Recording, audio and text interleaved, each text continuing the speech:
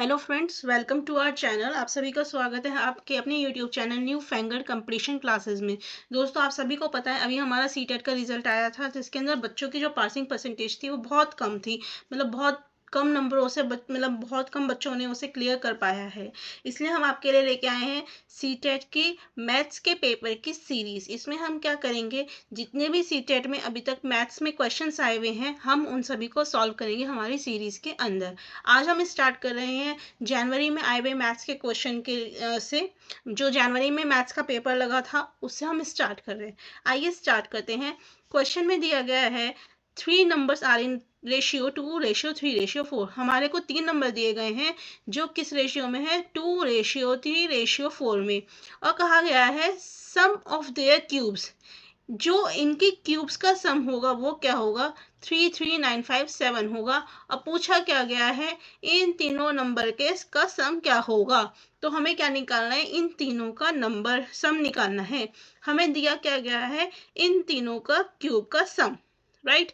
तो हमारे को 2x का क्यूब प्लस 3x का क्यूब प्लस 4x का क्यूब किसके बराबर दिया गया है, 33957 के बराबर दिया गया है। ठीक है, तो ये कितना होगा, 8x क्यूब, ये तो सबने पढ़ रखा है ना पहले ही, 27x cube plus 16x cube 33957, right.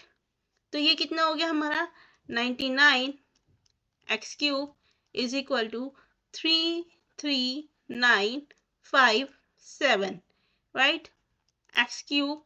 तो जब हम 99 से इस नंबर को डिवाइड करेंगे तो हमारी वैल्यू क्या आएगी, 343। तो यहाँ से क्या मैं x की वैल्यू निकाल सकती हूँ, बिल्कुल निकाल सकते हैं, जो कि क्या आएगी 7। बच्चों, हमें 7 की वैल्यू मिल गई x की, तो क्या मैं ये नंबर ये नंबर और ये नंबर निकाल सकती हूँ, बिल्कुल निकाल सकते हैं।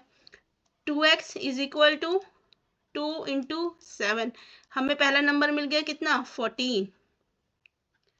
3x is equal to 3 into 7, number 21। फिर उसके बाद 4x is equal to 4 into 7, number क्या मिल गया हमें, 28। बस अब हमें क्या करना है, हमसे पूछा गया क्या गया यहाँ पे, सम ऑफ 3 नंबर्स, यानी कि ये जो 3 नंबर दिए गए हैं इनका सम कितना होगा। तो इनको ऐड कर दीजिए, तो आपका आंसर क्या आएगा, 63। सो ऑप्शन 4 इज योर आंसर। चलिए नेक्स्ट क्वेश्चन की तरफ चलते हैं।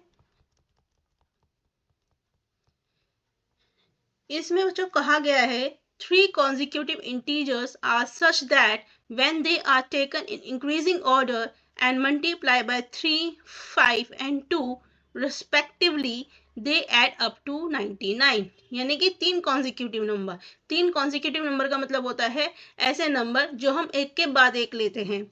ठीक है, उनको फिर उन्होंने क्या करा है, मल्टीप्लाई करा है 3, 5 और 2 से, और कहा गया है कि जब हम ये मल्टीप्लाई करने के बाद उन नंबरों को जोड़ेंगे तो हमारा आंसर क्या आएगा, 99।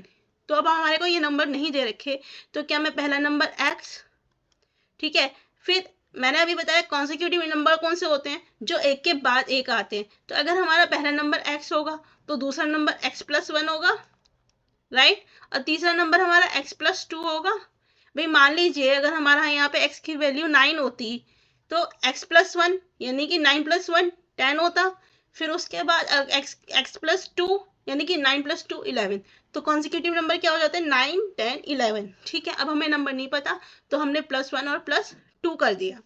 अब इन्होंने क्या कहा गया है कि आपका अगर हम जो पहला नंबर है उसे 3x से मल्टीप्लाई करेंगे, प्लस दूसरे नंबर को 5x+1 से और तीसरे नंबर को 2x+2 से मल्टीप्लाई करेंगे तो हमारा रिजल्ट क्या होगा, 99। अब यहाँ से हम x की वैल्यू निकाल सकते हैं, बिल्कुल निकाल सकते हैं। तो यहाँ से x की वैल्यू क्या आएगी, 9, राइट। अब हमारे को पूछा क्या गया है, हमें सम निकालना है। किसका सम निकालना है, original first number and third integer, यानी कि x का और x+2 का। x हमारे पास आ गया, x+2 क्या होगा, 9 + 2 इज 11। इन दोनों का अब हमसे सम पूछा गया, तो वैल्यू क्या आएगी, जल्दी से बता दीजिए। 20। Very good. चलिए नेक्स्ट क्वेश्चन की तरफ चलते हैं।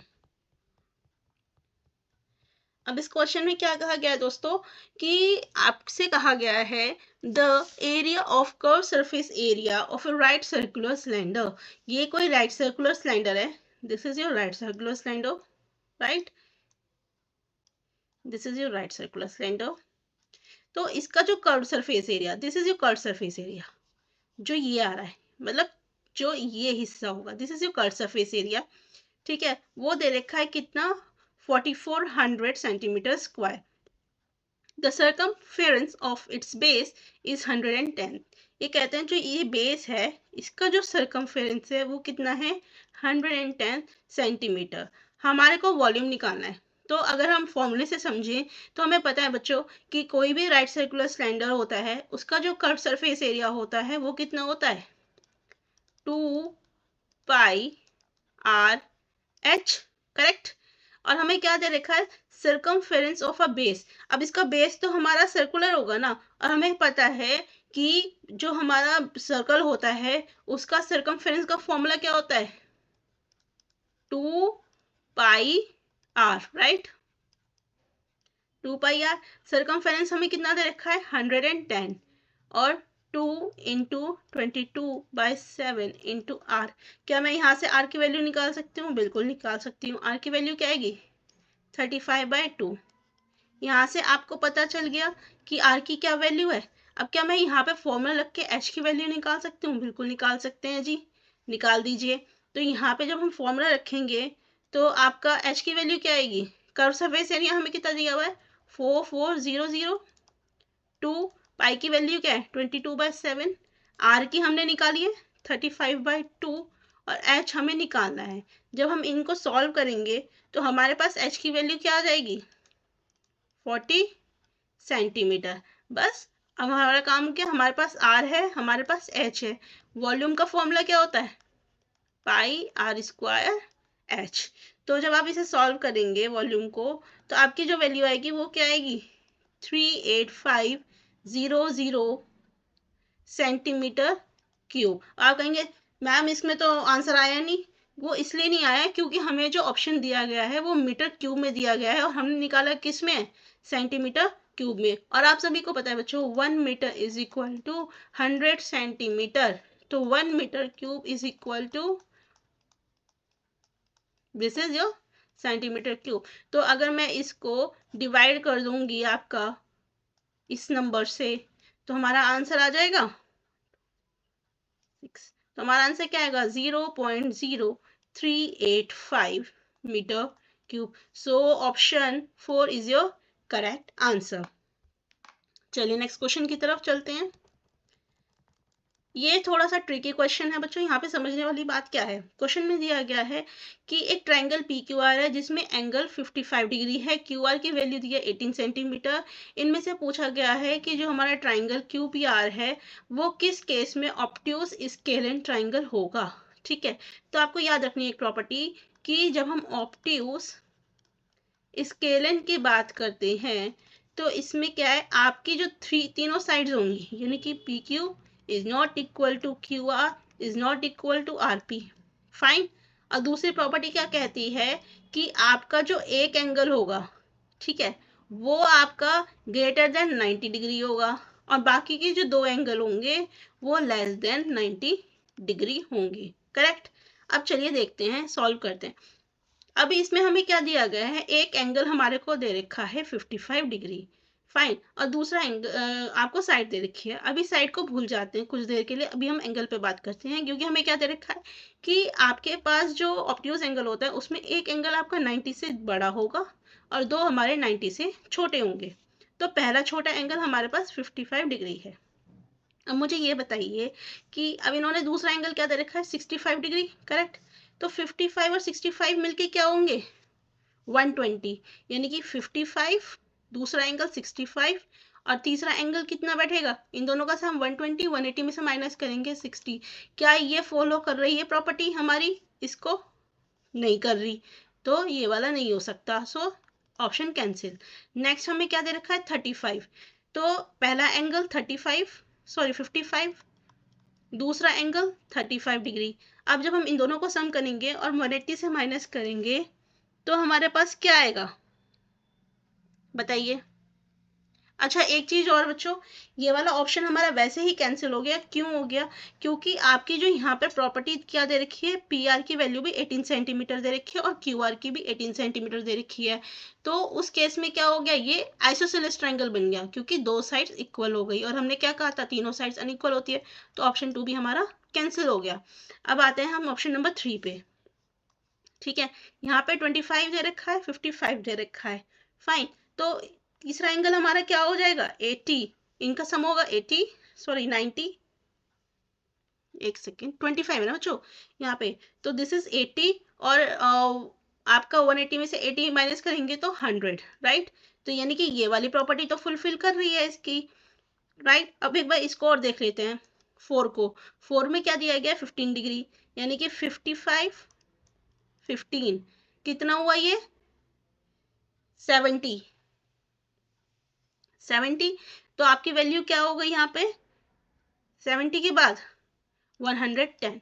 लेकिन अब क्या है यहाँ पे, ये एंगल वाइज दोनों प्रॉपर्टी वो हो रही है, आपकी फुलफिल हो रही है। लेकिन हमारे को यहाँ पे क्या दिया गया है कि पी क्यू की वैल्यू हमारी कितनी है 18 सेंटीमीटर, और यहाँ पे क्या दे रखी है पी आर की वैल्यू कितनी है 18 सेंटीमीटर से अबव।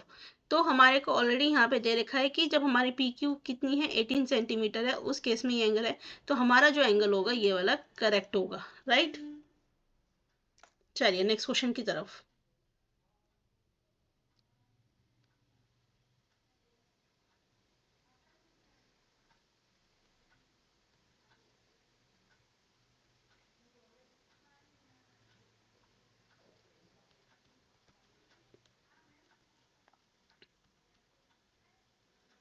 चलिए इसे सॉल्व कीजिए। ये आपको सिंप्लीफाई करना है क्वेश्चन को, ठीक है। इसमें क्या वैल्यू दे रखी है x plus upon y is equal to -1/3 -3 divided by 2/3 -4। अब सबसे पहले हम क्या करेंगे, ये जो पावर है इसको हम क्या करेंगे पॉजिटिव करेंगे। क्या करेंगे पॉजिटिव करेंगे। तो इन पावर को पॉजिटिव करने के लिए हम क्या करते हैं, नंबर जो भी होता है हमारा अंदर उसे रेसिप्रोकल कर देते हैं। ठीक है, क्या करते हैं रेसिप्रोकल करते हैं। तो चलिए रेसिप्रोकल करते हैं। तो रेसिप्रोकल करेंगे तो क्या हो जाएगा यहाँ पे -3 की वैल्यू 3 डिवाइडेड बाय 3/2 की वैल्यू 4। अब ये पावर पॉजिटिव हो गई। अब हमें पता है जब हम डिवाइड से मल्टीप्लाई में चेंज करते हैं तो ये नंबर का क्या हो जाता है रेसिप्रोकल। तो क्या हो गया -3 into -3 multiply by 2 into 2 into 2 into 2 divided by 3 into 3 into 3 into 3। जब हम इन्हें सॉल्व करेंगे so the answer what which we will get is -16 divided by 3। ये x अपॉन वाई की वैल्यू आ जाएगी। अब हमें क्या दिया गया है x upon y plus y upon x -1, correct. अब हमारे को वैल्यू पता चल गई, हम यहाँ पे वैल्यू को पुट कर देंगे तो क्या होगा -16/3 प्लस 16 -3/16 -1। जब हम इसे सॉल्व करेंगे तो क्या आएगा -256 -9 upon 48 and the value will be -265 divided by 48 की पावर -1। और मैंने अभी बताया कि पावर को पॉजिटिव करने के लिए हम क्या करते हैं नंबर को रेसिप्रोकल। तो this is your answer option number 2। चलिए नेक्स्ट क्वेश्चन की तरफ चलते हैं।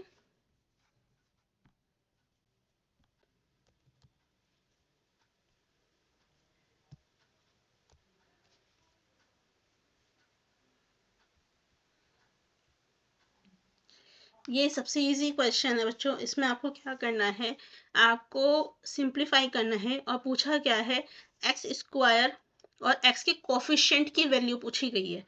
ठीक है, और ये इक्वेशन दे रखी है। तो सबसे पहले हम क्या करते हैं, जो ए बी सी डी, ठीक है, इसमें से एक्स स्क्वायर की वैल्यू देख लो क्या है। एक्स स्क्वायर में क्या दे रखा है, -2x स्क्वायर, प्लस बी में एक्स स्क्वायर दे रखा है, हाँ जी दे रखा है 3x स्क्वायर। फिर सी में देखिए एक्स स्क्वायर में क्या दे रखा है, -4x स्क्वायर, और डी में क्या दे रखा है, -x स्क्वायर। इसको सॉल्व कर लीजिए, आपके पास वैल्यू क्या आएगी यहाँ पर एक्स स्क्वायर की, जल्दी से कैलकुलेट करके बताइए।